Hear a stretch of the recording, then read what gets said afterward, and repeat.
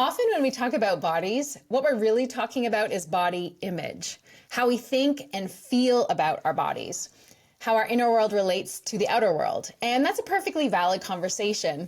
It can be reassuring to hear that people of all body types have problematic, even toxic relationships with their bodies. But what we talk about less often is how different bodies elicit different responses from the outside world.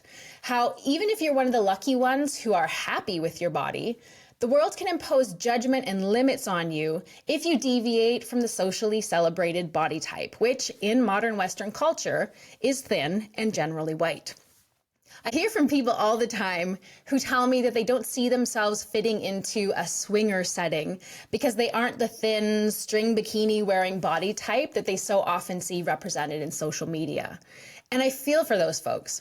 Jumping into non-monogamy is scary enough emotionally and mentally without also having to worry about the way your body will be judged as sufficiently fuckable. So today we're talking to a personal trainer, sex and intimacy coach, and pelvic floor specialist with over 20 years experience in the fitness industry. She also has a master's degree in feminist anthropology. She's strong and sexy and smart, and she happens to live in a bigger body. Welcome, Cara. Thank you so much. Gosh, what an amazing intro. Um, I'm so happy to be here. I'm so happy to have you here. I guess we should just say we met at Hedonism just a couple weeks ago at the Naughty Gym Be Better at Being Bad takeover. And I feel like, connected very quickly. I was just immediately drawn to your energy. Yes. Yeah, we had an opportunity to connect in a workshop where it was all about energy, right? Like we were gazing into each other's eyes and smelling each other and feeling each other's energy. And I remember being like, this is my type of woman. Like I just felt connected to you. And so I'm so glad that we get to continue our friendship now. So Yeah, I'm so glad to have you here. And yeah, for me, I really leaned into that trust in my sense of energy and that kind of intuitive sense of who I want to be around, who feels safe and comfortable, and who I'm attracted to energetically. Because I think in the past I've been so in my head that I've questioned those initial impulses. So I'm glad I went with it, and I'm just so glad to have you now as part of our circle. yes, me too. So I always like to start my interviews with going back to childhood because that's where so many of our behaviors and attitudes come from. So tell me a little bit Yeah. about your family of origin and specifically your relationship to your body growing up. Yeah, that's a whole lot there. But yes, I grew up, I'm an only child, and I my parents were really unlikely partners. I have a very like liberal, sex positive, naked positive dad, and a very um sexually conservative mom who, like, I mean, because I'm here, I know that she's had sex. But that's, That's the you only know, indication. and right, she grew up Catholic. There's a lot of shame around her own body, and so she put a lot of that on me too. But I have to say my dad did too. There were a lot of lessons growing up. Like I was always bigger, and I loved to dance, so that was my activity of choice growing up. And I remember like being told by both of my parents that like my body wasn't quite right, that I needed to start changing it like really early on. And um so my relationship with my body, it does start there, right? Like that with the people that you love and trust the most saying like, ooh, like you're not quite right.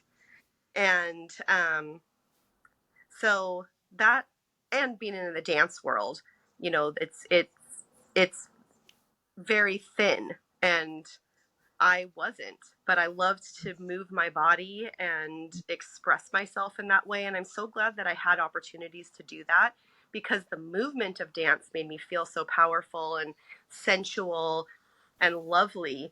It was just the messages we get around that tend to tear us down, right? So, As you grew up and got into relationships, what was your relationship to sex like? well, I've always really liked sex. I've always, I've always, I, I probably like, I was really one of the last of my friends to have sex, but very quickly became very interested in it. I I was always interested in it is in terms of relationships as well. So I studied anthropology and gender studies, and I ended up getting my master's in feminist anthropology, and really interested in like how relationships work cross culturally. Um, but when it came to like non-monogamy and things like that, I always felt like that non-monogamy was for other people. Like I would study it in other cultures and be like, oh, how interesting. But then when I felt that urge to have other partners myself, it was always, oh, I'm just thinking this because I'm not happy with the person I'm with, which a lot of times was also true. But Yeah.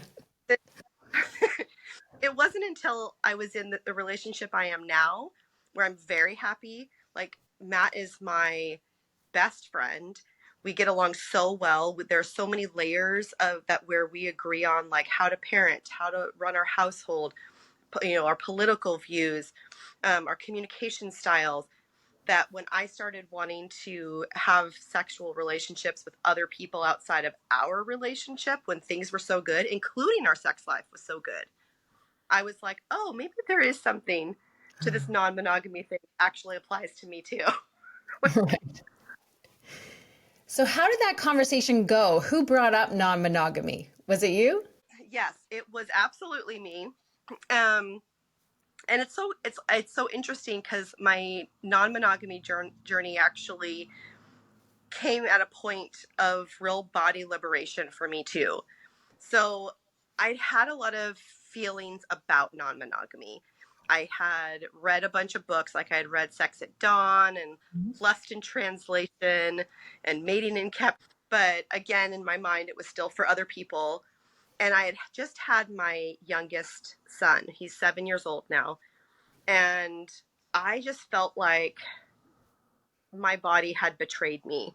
It looked different, it felt different, it moved different. I had pain in places I didn't before.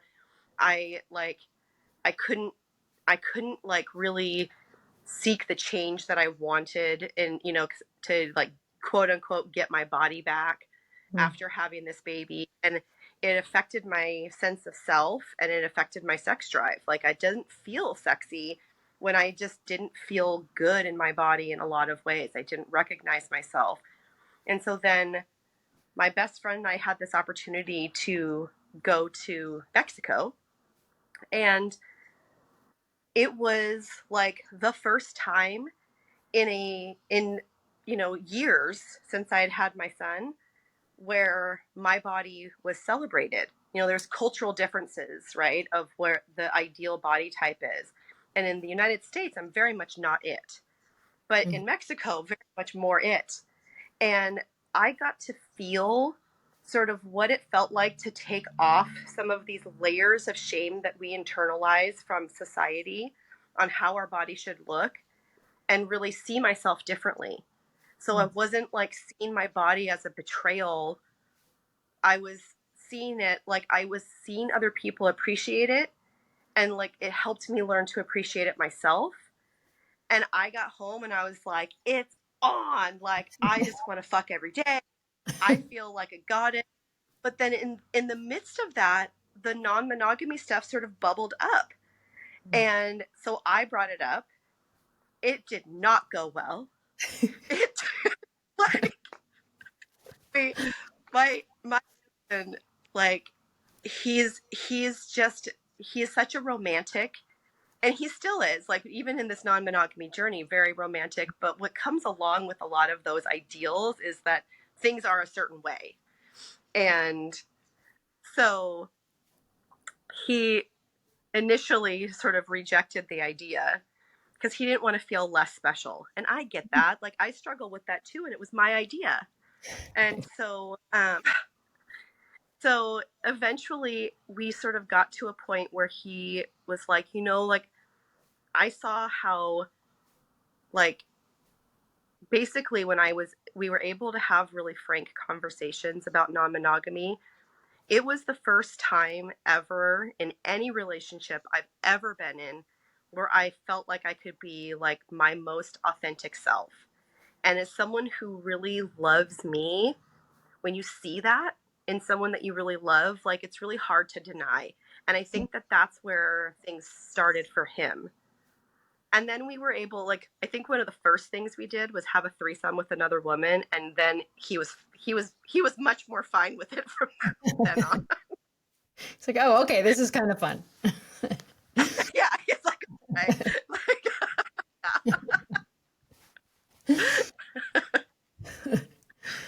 Yeah, it's interesting that you say that trip to Mexico was a turning point for you because I think so many people have that experience when they have their first nude beach, experience. So for me, it was a big turning point too because, I went to Hito for the first time, just terrified.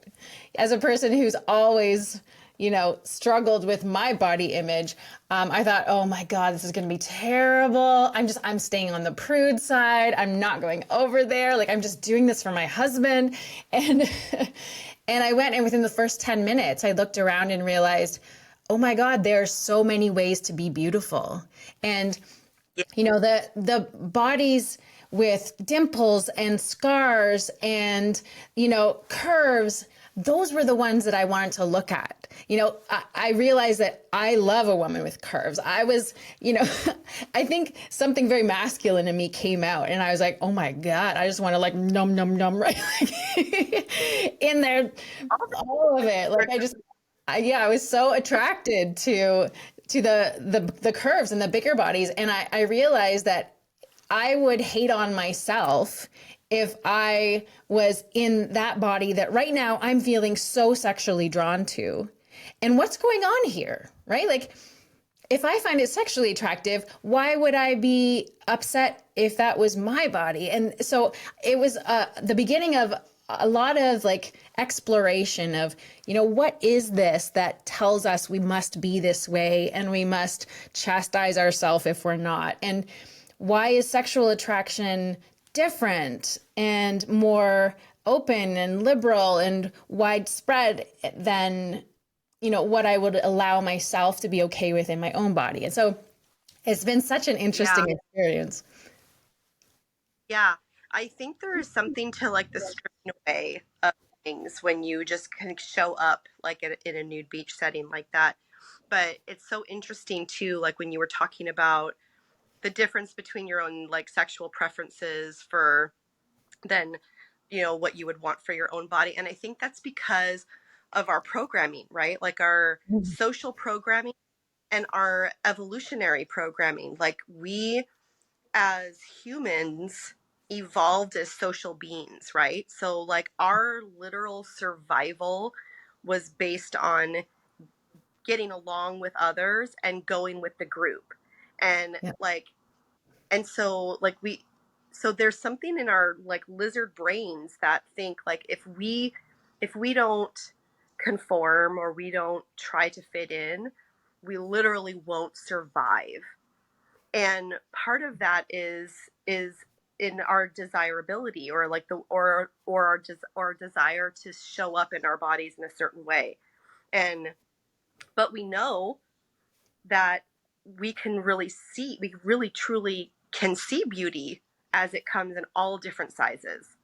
Mhm. And yet our society says that our bodies should only be a certain way, and they're constantly conflicting, right? Like, if we're not exposing ourselves to beauty in all different sizes, it can be even harder to sort of grapple with a lot of that stuff. That's where you get the guys. I've heard some of my friends say like their guys they've dated would only date them in secret, but not in public. And like, Right. And You talked about if we only see a certain type of body, and that brings me to the topic of representation. And if you scroll through social media and you use the hashtag swinger or non-monogamy, or if you go to the hedonism or desire website, what you're going to see are a lot of thin, string bikini wearing, big boobed women and dudes with like perfect pecs and cut abs. And, Yeah. it's so prevalent. And why is this problematic, Cara? well, because we ourselves in a place, we don't feel welcome there, right? And that goes for all different kinds of oppression, whether it's fat phobia, racism, Mm-hmm. homophobia, transphobia, ableism. If we don't see ourselves represented somewhere, we don't feel welcome. And I see a lot of the same issues in fitness. Like Mm-hmm. there aren't a lot of gyms there that are showing people in bigger bodies unless they are the before picture, or though Sure. they're like the good fat trying to do better. Not that Yeah. this is just a person, your body trying to be stronger and healthier. It has to be like a, a journey.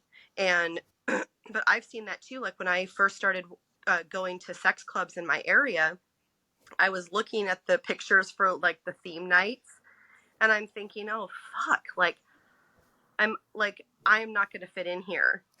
And Right. the reality is when you go, there really is a lot more diversity, especially depending on the ones you go to. Mm-hmm. But I was shocked at how different it was on the outward appearance of what they represent versus the people who were coming in. And I I think how many more people would even come Mm. if they felt more welcome. Right. It just Yeah. So, what has your experience been like in non monogamy? Once you got through that kind of bumpy initial period of asking for this thing and having your husband be resistant, how has it gone for you so far?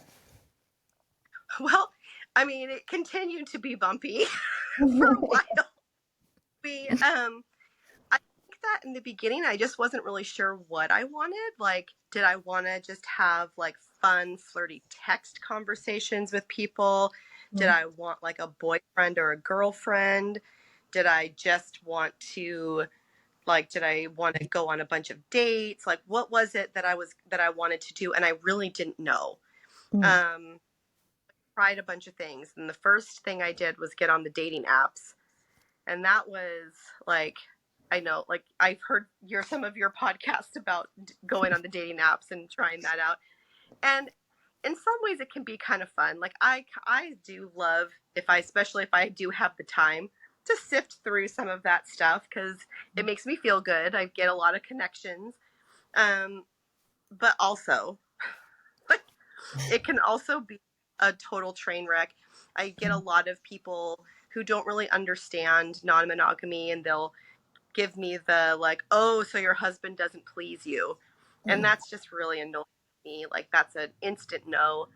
Um, or I get people that treat me like I am just good for sex. Mm. And while it's true that I'm not looking for like another like serious partner, like I have a nesting partner, I'm married, we have children together, like I'm not necessarily looking to bring another person in as a partner, like Matt is a partner to me. Um, it also doesn't mean that I don't want to have like friendships and connections with people. And Mm. so to sort of just treat it as like a body to fuck isn't my favorite. Yeah. And so the dating apps weren't super great. Um, so then we started going to the sex clubs, and those are fun. Those can be really fun. We've had some fun experiences there. Got to do some things I just have never done before, which was really exciting. And I like bringing that energy back home. But then the other thing that I did that was a turning point was I joined the Naughty Gym. Like Mm. I've been in fitness forever. I wanted to be in a space where I felt like I could just be authentic and talk about all of my stuff, and that was very much a swingers space. And I don't know if it was being in that space where I started feeling like, oh, I might actually be more of a swinger, or if it was that was just sort of my destiny, kind of, like that I that was where I was always headed. But that's sort of where we landed. Now, ironically, we've never done a full swap. Like Matt and I have never gotten into a situation where we've just done a full, but the idea of playing with my partner or near my partner or going into sexy spaces with my partner and then doing other things, I really like that. So something kind of around there is sort of where we ended up. Now I'm much more flirtatious than Matt is. I think I'm trying to think of how to say it. Like he's almost, he does not ever want to hurt my feelings. And he's very aware of how body image has affected the way that I show up in some swinger spaces. And I've talked about this on some other podcasts, but like him and I have very different body types. Like he is like the standard for what men would like to look like. He just is. Oh, that's genetic. He also works on himself, but he and I do the same workouts. And I am not that, so we're sort of an example of how someone could eat the same, do the same exercises, sleep the same, and have wildly different outcomes on how their bodies look because genetics. And I'm okay with that. But when we show up together in swinger spaces, it can feel intimidating for me. Because if it's going to be a swap thing, I look at him and I think somebody's going to be really excited to be with this like ideal man. And then they're going to look at me and be like, oh, my husband's not going to want that because she's bigger. And and that comparison fucks me up sometimes. Like it's that I usually feel like very confident, but thinking about a swinger situation is hard for me. Right. So, body image wise. So he always kind of steps back and lets me like kind of like go out and do my social butterfly flirting thing. And then he will start to like, cause he wants to know that I'm getting the attention that he thinks I deserve. Yeah. So that's sort of how it's been going. We've had a lot of really fun group things. Gosh, we had a ton of fun in Jamaica. I wish we would have had like 2 weeks there because I feel like things were like starting to happen. And then it's like, hey, now everybody go home. That's always how it is. No matter how long you're there, it will always feel like that. Yeah. Yeah. You talk about the disparity. Well, it's not even a great word. The difference in the body types between you and your husband. And I had a similar situation with my ex. So he was, 300-pound chef who never went to the gym. So it wasn't all muscle. And we would get looks everywhere we went. People would always give us kind of the up and down, like what's going on here. And in his case, he was less confident than you, and it just made him very jealous and possessive and very afraid of losing me all the time. But yeah, it's just, you love a person for their mind and their spirit and their, that energy, that crackle between you. And, the body is secondary. But when you go into a space where it's kind of like body forward, you make these judgments in a lifestyle situation pretty quickly about like, I want to go over there and talk to that person because they're, attracting me in some way. You don't always get the opportunity to make the full impression on people. So I imagine it's tricky. Right. Yeah, sorry, go ahead. Well, I like one of the things that I say to my clients all the time in the fitness world is that the way your body looks is the least interesting thing about you. Yes. And I stand by that. And in swinger spaces, like that kind of goes out the window, right? Because I want to be desired. I want you to look at my body and be like, I want my hands all over those curves. Like that's what I want. And so for me, it's like when I talk about my feelings about this, I get a lot of like, oh, you know what is the most attractive thing for me is confidence. And I find that to be one of the most gaslighty things I've ever heard. Like, I get it, but it's like it ignores the experience that fat people have in our society. It's Mhm. saying, it's saying, so what that your doctor blames every illness that you have on your weight. And so what that you can't find sexy clothes in a store, you have to order them all from a website and then hope that they fit. Like, none of that stuff matters. I'm not seeing any of that. I'm just seeing that you're feeling insecure and you should be more confident because then I'll be attracted to you. And I'm like, no, like I want, if you're going to see me and I'm saying like these situations make me feel uncomfortable, there's a reason why. It's not just because I'm an insecure person. I'm not, nobody's born with insecurity. My children aren't insecure when they're young. My dog's not insecure. Like, my dog feels worthy of every little bit of attention that she gets, right? Like, my, and same with my kids. Like, this is because we're swimming in this pool of oppression. Like, that is capitalism, that's colonialism, that's racism, that's the patriarchy telling us to be these like rugged individuals to, and they pit us against each other. We're always like trying to like be the best. And then we create these hierarchies. And when there's like binary thinking and hierarchies, when those two things clash, like it creates shame in people. And I think that like I want people to see that part, to see that it's not just an individual by individual, like, oh, that person's just insecure.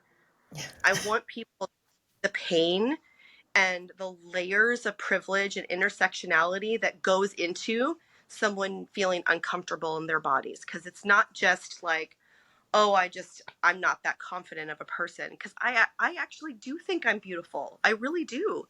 But going into those spaces, I want you to be able to look past your conditioning and see me, like Yeah. really see me. Yeah. And that part that I don't ever feel like is acknowledged. Mhm. And so, Yeah. Yeah, well, we began this conversation on the nude beach at Hedo, with both of us being nude, yeah, yeah, which is awesome. We should have every conversation in the nude. And it was right after a panel on body image. And, you know, there were lots yeah, of cool seminars and panels that week. And in that panel, several women and a couple men shared their struggles with body image. And it was mostly body image. So that internal perception of the body you're wearing. And there was lots of vulnerability and emotion in that room. And I really appreciated everyone's willingness to share. But I couldn't help but yeah, feel a little bit uncomfortable with the fact that many of the people who were speaking were incredibly fit. And nobody really acknowledged that their experience of the world is different from the experience of those who don't look like they do. And I include myself in this right, group, right? I did an interview with April in season one, April from Naughty Gym, and we shared that we had both had struggles with eating disorders in the past. But what we didn't talk about enough was the fact that no matter how real those struggles are within our own mind, and they are real and they are difficult, we walk through the world within privilege. So we're seen yeah, as conventionally attractive because we've got the socially accepted body type. And that it makes it easier for us, you know, like any yeah, kind of privilege. And I feel like it's helpful to have the conversation so that we know, okay, you know, I feel this way and we're all feeling this way. And like you said, we're swimming in these expectations that are unrealistic. But the way I walk through the yeah, world is different from the way people in bigger bodies walk through the world. And I think we need to acknowledge that and talk about it more. So, how did yeah. you feel in that panel listening to those conversations?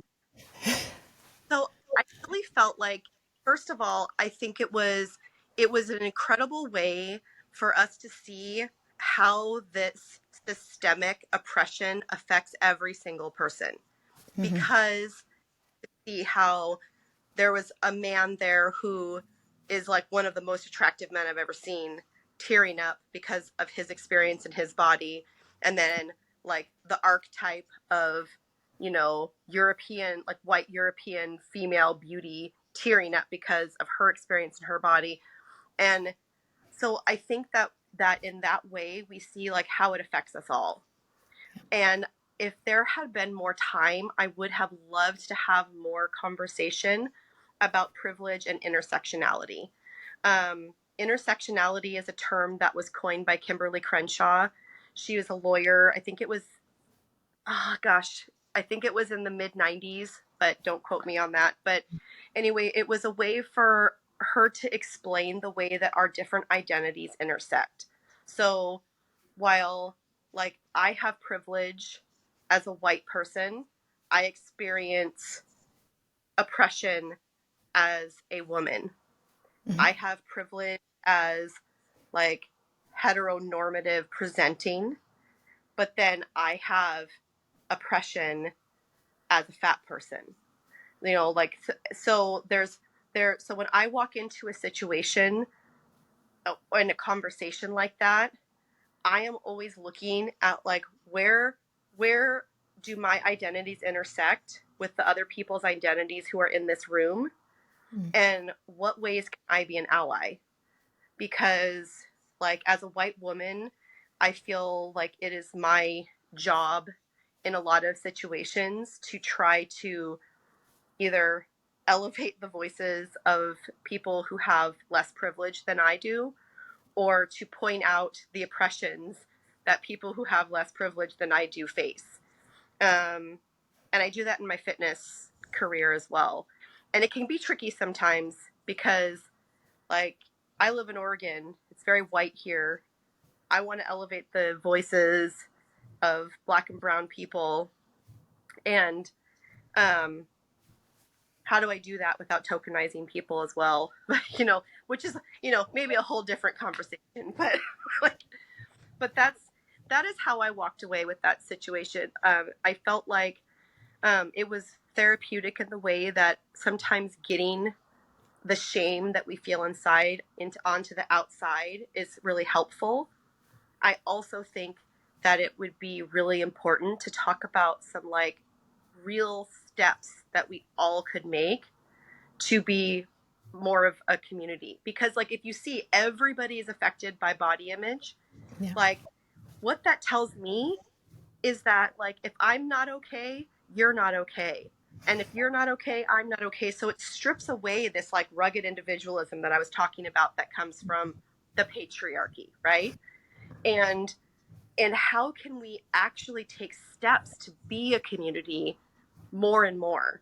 Like, could we make an effort to like to change what we see even in our social media, like follow more Black and brown content creators?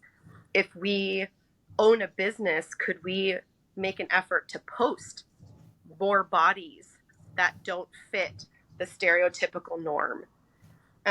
Even if that sometimes means decentering ourselves. I struggle with this in my business all the time. Like my business is me right now, but I want to show that it's not like that. I don't want to just work for white women that look like me. Right. I want to work with everyone. I want to invite everyone in. And how can I do that in a way that feels nurturing to my community? How can I provide mutual aid? You know, those kinds of things. Like, yeah. You talked about your business, and I know this is veering a little bit off the topic of body, you know, living in bigger bodies, but I really did want to talk to you about the pelvic floor stuff a little bit, because I'm fascinated by that. Yeah, as someone who has vaginally delivered two very large-headed babies, this is, you know, an area of concern as, you know, as I get older, I'm also worried more about like, you know, peeing when I jump rope and, also the whole idea, like I did a pelvic floor workshop with you leading up to the Naughty Gym week.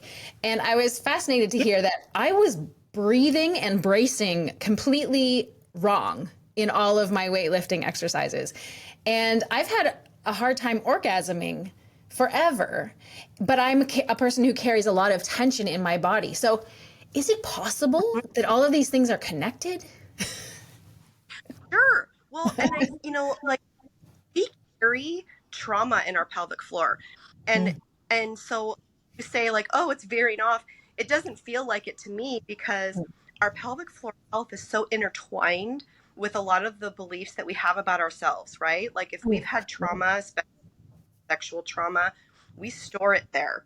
And that sucker gets tight. And a tight muscle, it's not all that it's cracked up to be, right? Like if a muscle isn't buoyant, if it's not able to relax, it's not able to contract. And you think about like like like if you want to have a great orgasm, you need a pelvic floor that can relax and then bounce back up and provide that grip and do that multiple times. And so like these like really wonderful orgasms that a lot of us are seeking, and I hope that everybody gets to have, it really takes like training and working on relaxing that pelvic floor in order to help those things happen. So um, and as far as like breathing backwards and stuff like that, it's so common. I was just talking with somebody about like how culturally we think about like relaxing and letting go and on the exhale. Mm. And physiologically, that's not what's happening inside our bodies.